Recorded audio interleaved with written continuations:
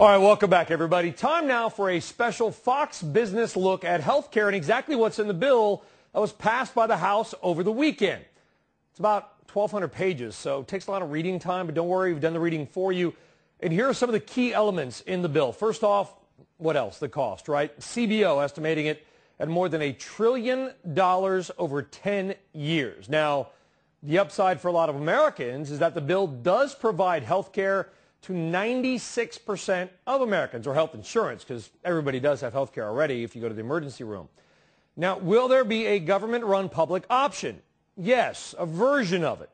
Proponents say that it will operate on what they call a level playing field with existing private insurers that are subject to the same reforms and consumer protections and financed in part by its own premiums. However, we just talked about that $1 trillion tab, right? So how are you going to pay for the whole thing? It's not going to come through premiums.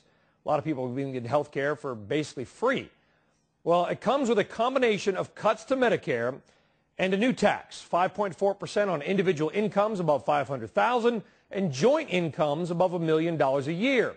There's also an additional tax on the medical device makers, along with some other smaller provisions and, of course, fines if you don't have health insurance. And by the way, just a quick note, that's a big part of it, right? I mean, if you look at the estimates that are being put out by the Democrats, they'll say, well, it's under $1 trillion. The reason that we're using $1 trillion is that, in part, they're assuming they're going to collect, say, $150 billion in fines, and they're using expected future revenue that may never come to fruition as a way to reduce that number under $1 trillion. Just a key point there. Well, the bill also creates a health insurance exchange that will allow individuals and small companies to comparison shop among private and public insurers. Now, everyone is required to be insured under this plan unless the government grants you a hardship.